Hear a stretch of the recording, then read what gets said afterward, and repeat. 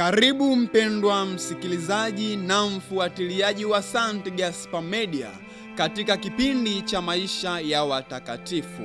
Ikiwa leo ni tarehe 20 ya mwezi Mei, tunasikiliza na kutafakari juu ya maisha ya Mtakatifu Bernardino wa Siena, padre na mtawa Mfransisko.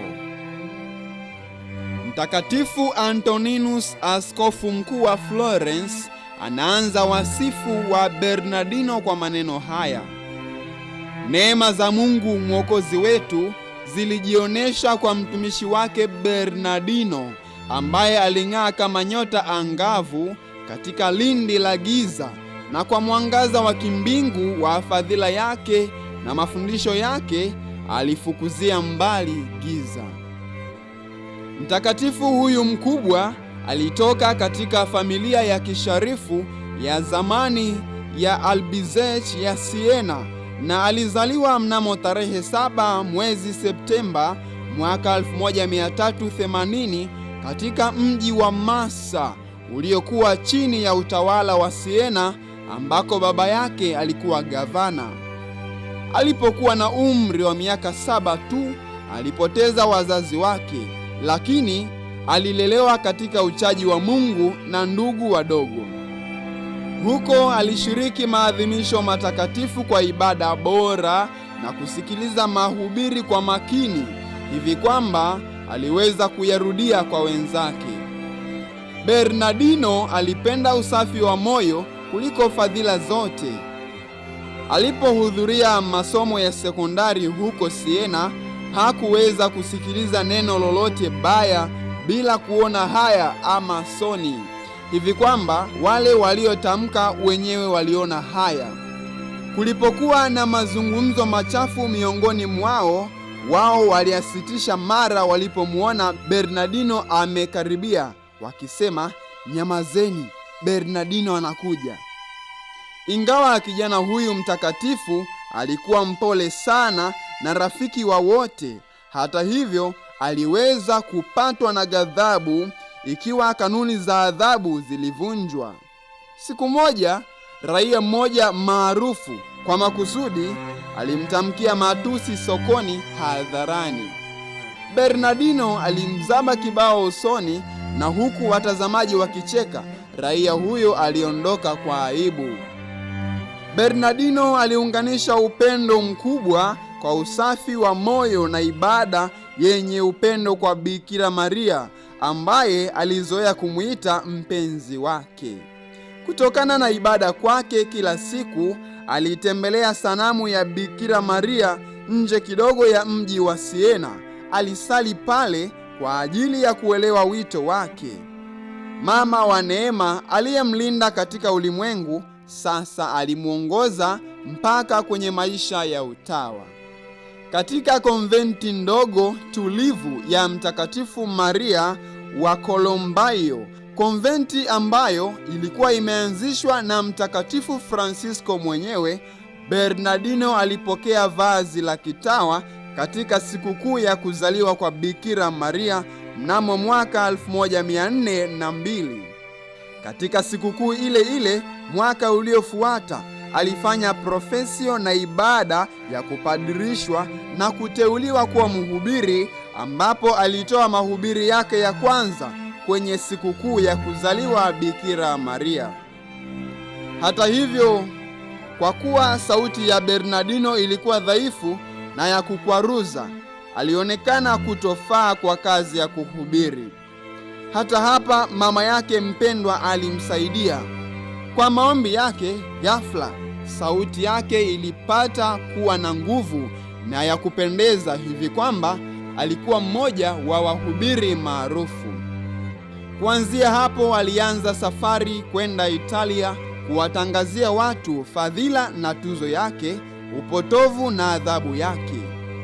Katika maeneo mengi upotovu huo ulikuwepo, hivi kwamba aliona ni lazima kutoa mahubiri ambayo yeye mwenyewe aliyaita mahubiri kwa ajili ya wapagani.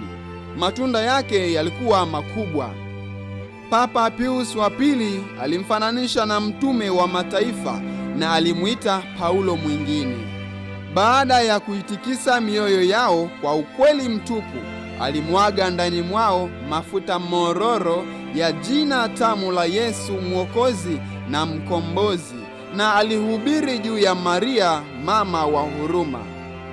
Bernardini alihubiri Injili kwa muda wa miaka 30 katika nchi nzima ya Italia. Wengi walioyasikia mafundisho yake ambayo yalikuwa mazuri na marefu waligeuza mienendo yao. Wanaume walimletea dau zao za kuchezea kamari, wakafarakana kabisa na mchezo huo. Wanawake pia walimpelekea johari zao na marembo yao, wakaachana kabisa na umaridadi wao. Bernardini alieneza pia ibada ya jina takatifu la Yesu. Kila alipokwisha wafundisha watu, aliandika kwa herufi kubwa jina Yesu juu ya mbao, akiwaonya walitaje kwa heshima kuu jina hilo. Mungu aliyathibitisha mafundisho ya Bernardini kwa miujiza mingi. Aliwaponya wagonjwa wengi kwa kuwaandikia ishara ya msalaba. Alimrudishia afya yake mtu aliyekuwa ameugua ugonjwa wa kifafa. Mtu mwenye ukoma alimjongea akimwomba sadaka. Bernardini hakuweza kumpa fedha, kwani hakuwa na mali. Alimpa viatu vyake, naye mkoma alipovivaa viatu hivyo, mara alipona. Huduma yake takatifu ilisukuma miji mingi kumtaka awe askofu wao. Kwa hiyo miji ya Siena, Ferrara na Urbino iliomba kwa zamu kupata heshima hii, na Papa alimpa Bernardino hadhi ya uaskofu. Lakini kwa unyenyekevu ule ule alikataa kila mara. Alibaki miongoni mwa watawa wenzake ambao aliwapa moyo katika kutafuta ukamilifu wa kitawa. Aliandika vitabu kadhaa vya teolojia na alifanya mengi ili kuendeleza nidhamu na mafunzo katika utawa wake.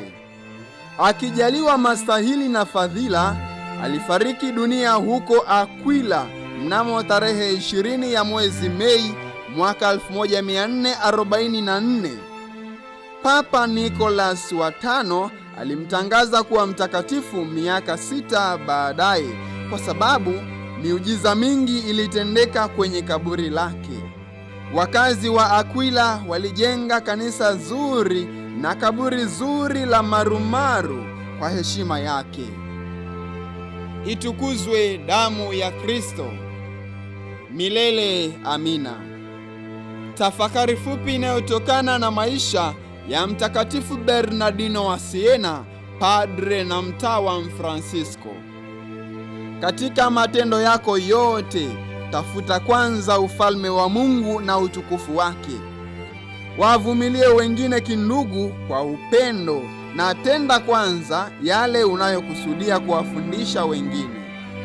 Rejea ya Mtakatifu Bernardino wa Siena.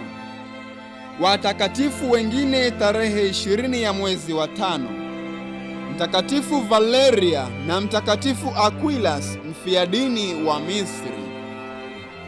Mtakatifu Bernardino wa Siena, padre na mtawa Mfransisko, utuombee.